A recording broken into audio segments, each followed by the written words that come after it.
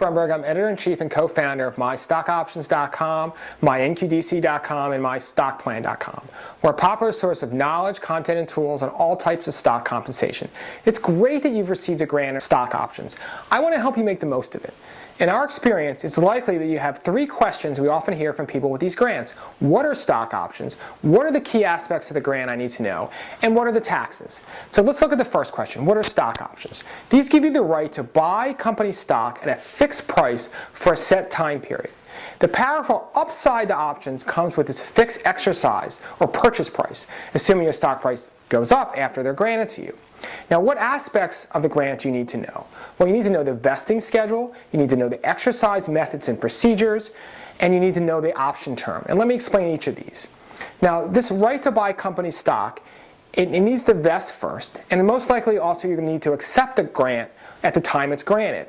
Now, vesting usually means you need to work at the company during a specified length of time for all or parts of the granted options to vest. Let me give you a simple example. You get 1,000 stock options, they vest 25% a year. That means that on the yearly anniversary date of the grant, 250 stock options are going to vest.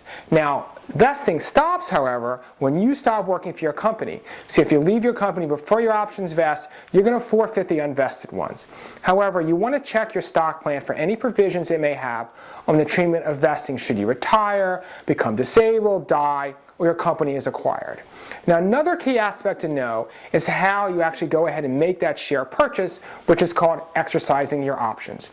There are various exercise methods. There's what's called a sell to cover, where you're selling shares immediately at exercise to cover the exercise cost and the taxes, or this what's sometimes called a cashless exercise, where you sell it all and the money goes to taxes and you get the rest and the exercise costs and you get the cash in your account. There's what's called a stock swap. There's a cash exercise. You want to know what methods your company makes available to you and the specific procedures and the deadlines your company requires for exercising options. Now, you'll likely need to activate a brokerage account at the firm your company uses to help manage its stock plan, so you want to do that before the first vesting date. Now, when you exercise your options, and whether you hold the stock after exercise, those are personal financial decisions. And you want to look in the financial planning section on MyStockOptions.com for various articles and FAQs to help you think through it, and you may also want to speak with a qualified advisor. Now, the third aspect of the option grant to know is its term. Once the options vest, you're going to need to exercise them before the end of the term, or you're going to forfeit them.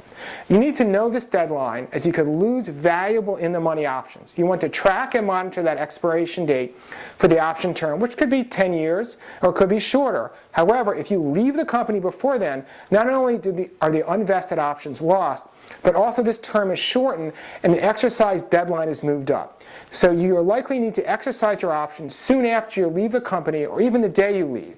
You want to check your grant for the specifics on post-termination exercise deadlines. As with vesting, certain life events that can, like death or disability or retirement or your company is acquired, that cause you to leave your company sooner.